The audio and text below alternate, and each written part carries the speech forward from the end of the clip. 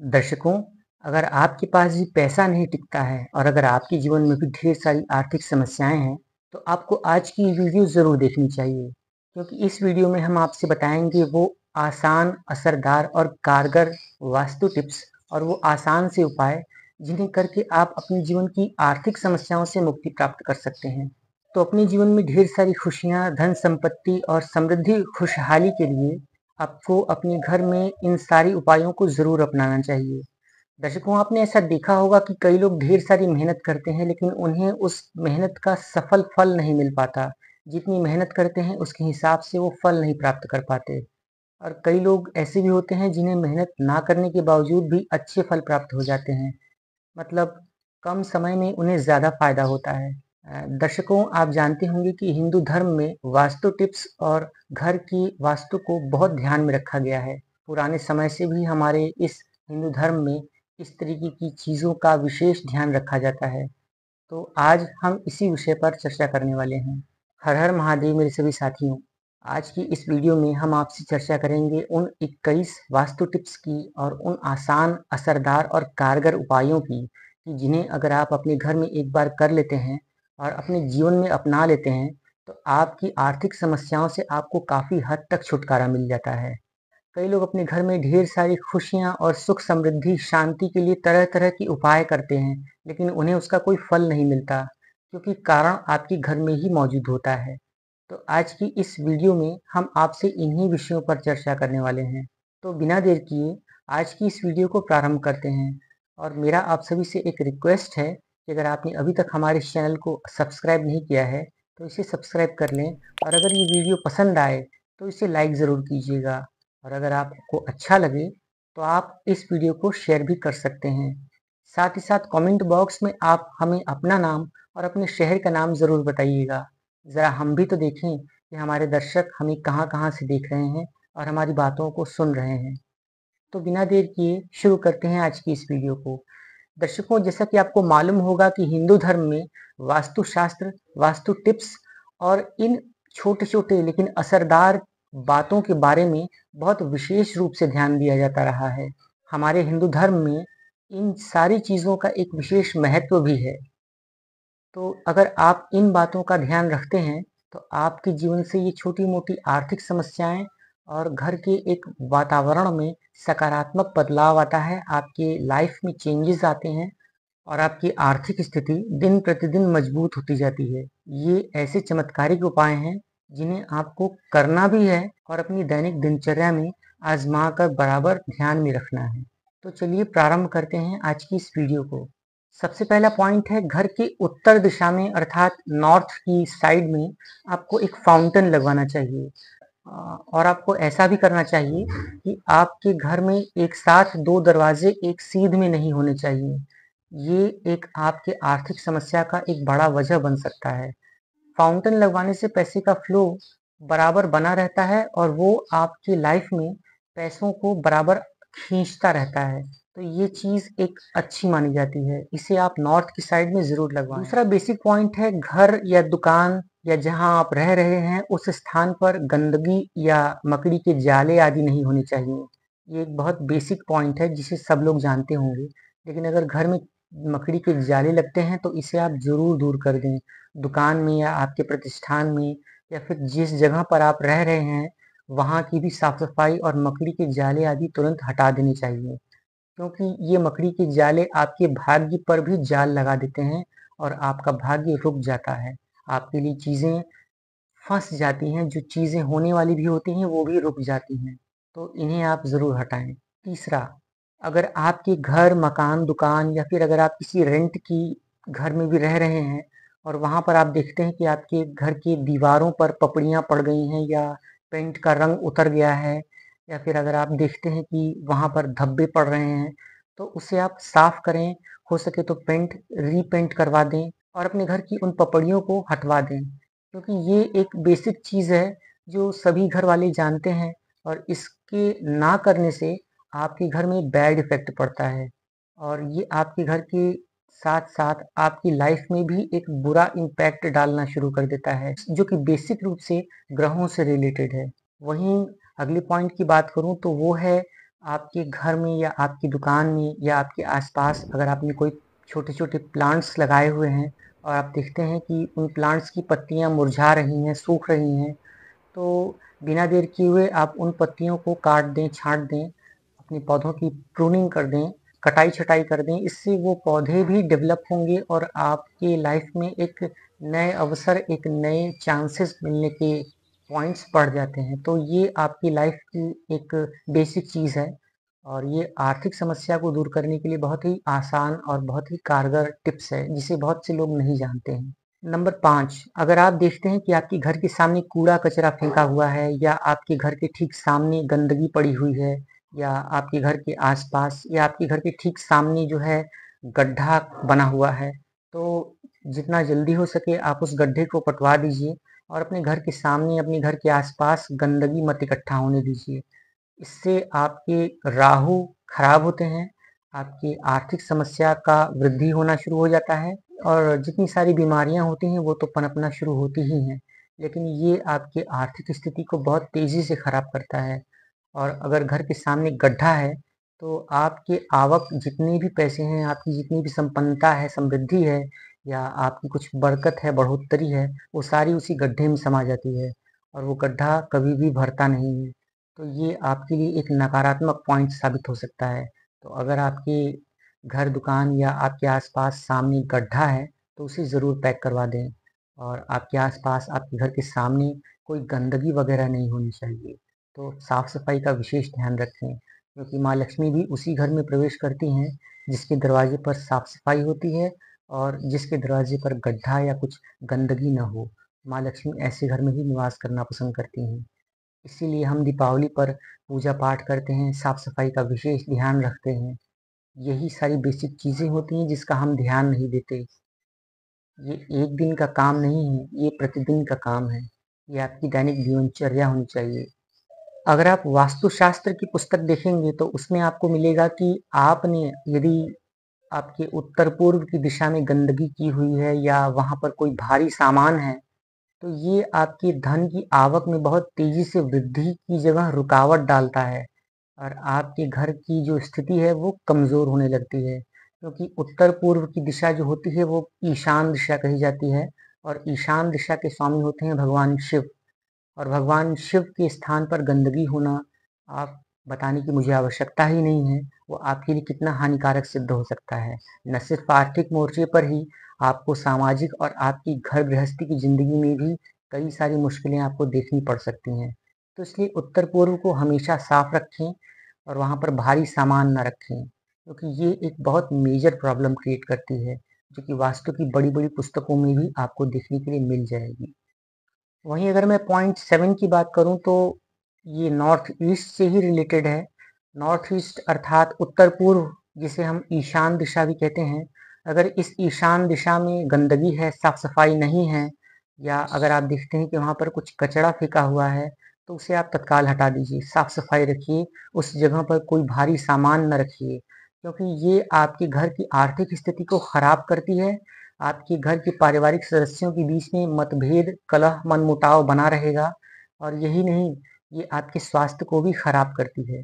आपके स्वास्थ्य से मेरा तात्पर्य है जो मकान के मालिक हैं, वो बेसिक रूप से स्वास्थ्य संबंधी परेशानियों का सामना करते ही करते हैं, क्योंकि ईशान दिशा बहुत महत्वपूर्ण दिशा है और ये धन को खींचने के लिए एक बहुत महत्वपूर्ण प्रभाव डालती है। तो आप इस चीज़ का विशेष ध्यान रखें। जिस तरह से उत्तर दिशा का महत्व धन के आवक से संबंधित रखता है, ठीक उसी प्रकार से दक्षिण दिशा का महत्व धन के जाने से संबंधित महत्व रखता है।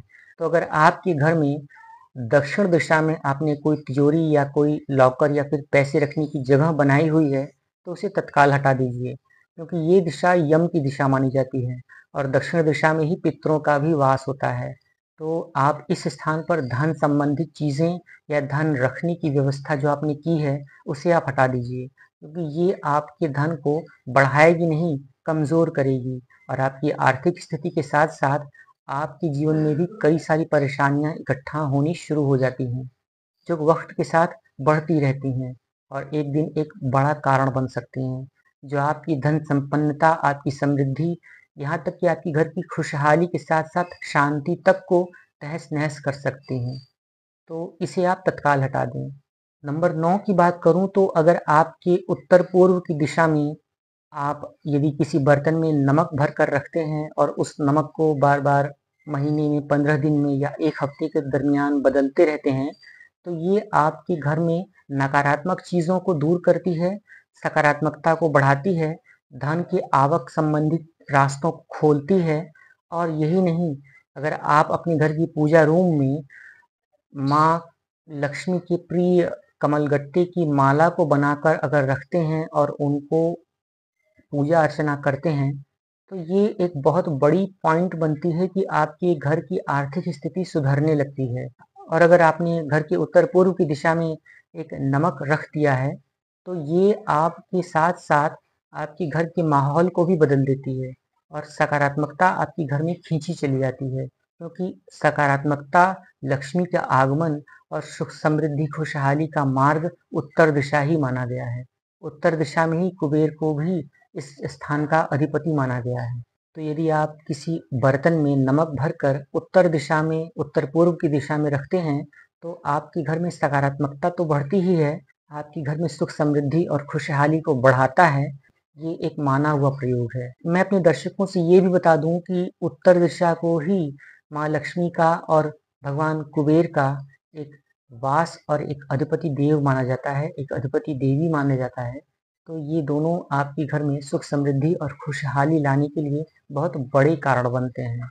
पॉइंट 10 की बात की जाए तो सबसे बड़ा पॉइंट है, जिसे सभी लोग जानते होंगे या शायद नहीं भी जानते होंगे। मैं बता दूं कि अगर आपके घर में कोई भी कांटेदार फूल या पौधा लगा हुआ है, तो उस पौधे को जितनी जल्दी हो सके आप हटा दीजिए, क्योंकि घर में कांटेदार फूल या पौधे लगे होने से घर का माहौल बिगड़ता है, घर की शांति चली जाती है। वास्तुशास्त्र के अनुसार भी अगर आप घर में कोई कांटेदार फूल पौधा लगाते हैं, तो ये भी अच्छा नहीं माना जाता है। ये वास्तु के हिसाब से भी अशुभ माना जाता है और आपके घर के लिए भी अच्छा नहीं माना जाता है। इसलिए आप अपने घर में बरकत के लिए, सुख समृद्धि के लिए और धन संबंधित समस्याओं के निवारण के लिए घर से इन कांटेदार फूल पौधों को बिल्कुल हटा दीजिए। लेकिन यहाँ एक अपवाद है कि गुलाब और विल्वपत्र के जो पौधे और वृक्ष हैं, ये इनसे सर्वथा भिन्न हैं, क्योंकि गुलाब की कांटों से ही नया फूल विकसित होता है। और इसके साथ ही साथ अगर विल्वपत्र अगर आपके घर में लगा हुआ है, तो विल्वपत्र भगवान शिव का ही एक अंश माना जाता है। इसलिए विल्वपत्र को काटना नहीं, विल्वपत्र की सेवा करनी चाहिए। विल्वपत्र में साक्षात भगवान शिव का वास होता है। विल्वपत्र की अगर आप पूजा अर्चना करते हैं, उसमें जल देते हैं, तो एक तरीके से आपको कई यज्ञों के फल के बराबर पुण्यों की प्राप्ति होती है। भगवान शिव ने स्वयं कहा है कि बिल्वपत्र की रक्षा करने से, बिल्वपत्र का सेवन करने से, बिल्वपत्र की पूजा अर्चना करने से मेरे समान ही उसे फलों की प्राप्ति होती है। तो आप बिल्वपत्र और गुलाब के पौधों को छोड़कर किसी भी अन्य पेड़ पौधे या जिन कांटेदार चीज़ों को आपने लगाया है, उसे आप हटा दीजिए। नंबर 11 की अगर मैं बात करूं तो वास्तु टिप्स के अनुसार अगर आप घर की उत्तर दिशा में मेटल का कछुआ रखते हैं, तो ये आपके घर में एक सकारात्मकता को बढ़ाता है, धन संबंधित समस्याओं को दूर करता है। क्योंकि मेटल का जो कछुआ है, ये भगवान विष्णु का ही एक प्रतीक है, एक चिन्ह है। तो जहाँ भगवान विष्णु का वास होता है, वहाँ माँ लक्ष्मी खींची चली जाती हैं। और ये आपके घर की सुख समृद्धि को भी बढ़ाता है, शांति बढ़ती है और आपके घर में संपन्नता का वास होता है, जो कि स्थायी रूप से हो जाता है। कई बार आपने देखा होगा कि कई लोगों के पर्स में कई गैर जरूरी बिल, कई विजिटिंग कार्ड्स, तो कई छोटे मोटे पेपर के टुकड़े या फिर कुछ ऐसी चीजें होती हैं जिसका कोई मतलब नहीं होता है। कभी कभी कुछ लोग फोटो लगाकर भी रखते हैं और कभी कभी कुछ लोगों के पास कोई टूटा फूटा चीज होता है, कोई यंत्र, कोई छोटी मोटी तावीज होती है, वो भी उसे उसी पर्स में रख देते हैं और वो ये सोचते हैं कि ये उनके धन को बढ़ाने का काम करेगी।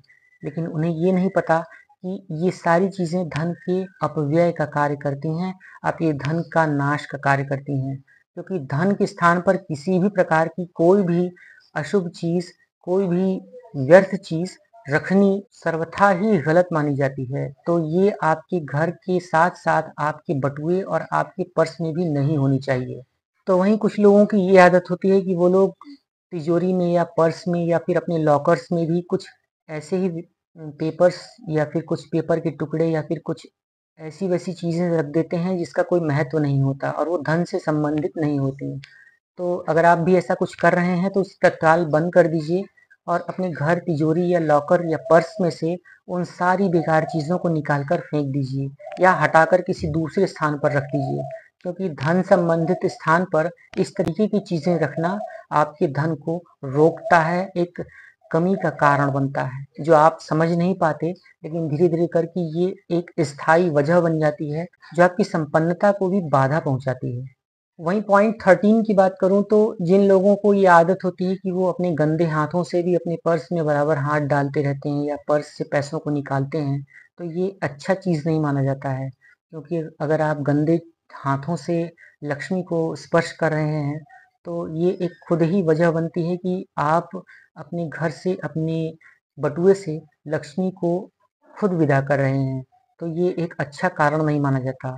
तो अगर आपने शौचालय का यूज़ किया है या फिर अगर आपके हाथ गंदे हैं या फिर अगर आप जानते हैं कि आपके हाथ सही नहीं हैं, तो ऐसी स्थिति में आप पैसों को स्पर्श ना ही करें तो बेहतर होगा, ना फिर अपने ही पर्स से और ना ही किसी और के पास से। वहीं 14वें पॉइंट की बात करूं तो 14वां पॉइंट ये बताता है कि अगर आप अपने पर्स में, अपने बटुए में पैसों को अलग-अलग नहीं रखते हैं, मेरा कहने का मतलब है कि अगर आपके पास नोट और सिक्के एक साथ हैं और आपने पर्स में एक साथ ऐसे ही रख दिए हैं, तो ये एक अच्छा कारण नहीं माना जाता है। अगर चेंजेस हैं, सिक्के हैं, तो उन्हें अलग रखिए और अगर आपके पास नोट हैं, तो उन्हें बाकायदा करीने से सजाकर अपने पर्स में एक अच्छे तरीके से रखिए। तो ये आपके पास आपके पर्स की स्थिति को भी अच्छा रखता है और आपके पास आपके उस कारण को भी बढ़ाता है जब लक्ष्मी माँ आपसे प्रसन्न होती हैं। धन को सुरक्षित, सही तरीके से और सुव्यवस्थित रूप से रखना एक बहुत बड़ी बात होती है। धन का हमेशा सम्मान करना चाहिए, क्योंकि धन बोल नहीं सकता, लेकिन धन बुलवा ज़रूर देता है। नंबर 15 की बात करूँ तो अगर आपने अपने घर में साफ-सफाई की चीज़ों को जैसे मॉप हुआ, स्कूप हुआ, झाड़ू हुई या इन सारी चीज़ों को आपने सामने ही रखा है, मेन डोर के सामने दिखाई पड़ रहा है या डस्टबिन हुई, इन सारी चीज़ों को अगर आप सामने ही रखते हैं, तो उन्हें सामने से हटा दीजिए, क्योंकि सामने नज़र पड़ने से ये एक नकारात्मकता को इनवाइट करता है, लक्ष्मी दूर जाती हैं और आपके घर में भी ये अच्छा इम्पैक्ट नहीं डालता। तो झाड़ू हुई, पोछा हुआ या फिर डस्टबिन हुई, इन सारी चीज़ों को आप एक तरफ छुपाकर दरवाज़ों के पीछे या फिर किसी एकांत स्थान पर रखें, जहाँ आप इसका प्रयोग करने के बाद साफ-सफाई करके उन्हें एकत्रित करके ही रखें। अलग या गंदे तरीके से बिल्कुल भी ना रखें। तो ये एक बेसिक पॉइंट है जो वास्तुशास्त्र और आपके स्वास्थ्य पर भी एक बड़ा असर डालता है।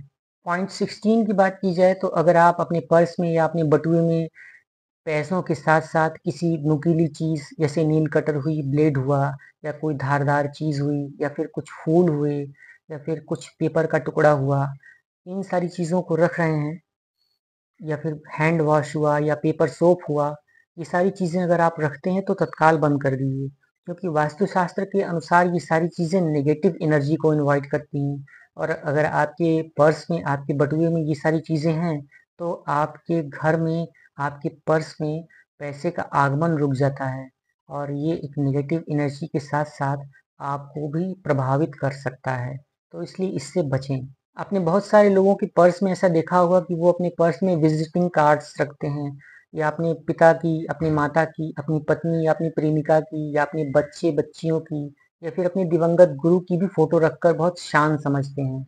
तो अगर आप भी अपने पर्स में देवी-देवताओं की, अपने पति-पत्नी या अपनी गर्लफ्रेंड, बॉयफ्रेंड्स की या फिर बच्चे-बच्चियों की या फिर अपनी किसी भी फ़ेवरेट चीज़ की फ़ोटो रख रहे हैं, तो उसे तत्काल बंद कर दीजिए। क्योंकि वास्तु के हिसाब से और धन संबंधित चीज़ों के मामलों के हिसाब से ये एक अच्छा साइन, अच्छा सिंबल नहीं माना जाता।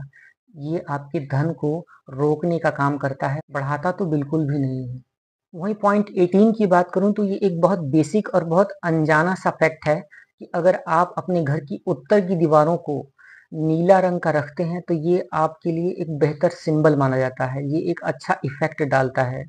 और अगर आप अपने उत्तर की दिशा में लाल चीज़ों को नहीं रखते हैं या लाल रंग का पेंट नहीं कराते हैं, तो ये एक बहुत अच्छी बात है।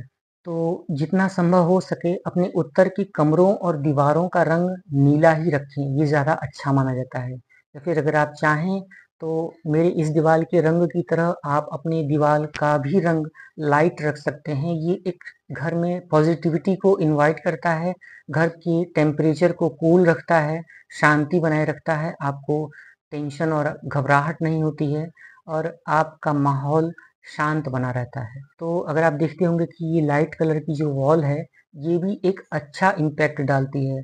तो इस तरीके की वॉल का भी आप यूज़ कर सकते हैं कि अगर आपके घर में कूड़ा-कचरा है या फिर अगर आपके घर में टूटी-फूटी चीज़ें हैं, खराब बंद घड़ियाँ हैं, टूटा-फूटा कोई सामान है, तो तत्काल बेमोहब्बत उसे अपने घर से बाहर कर दीजिए। ये ज़रूरी नहीं है कि आप होली, दीपावली या किसी मुहूर्त पर ही अपने घर की साफ-सफाई करेंगे। जितनी भी खराब चीज़ें हैं, ये आपके घर के माहौल को तो खराब करती ही हैं, आपका ग्रह जो बेसिक राहु है, वो खराब होता है।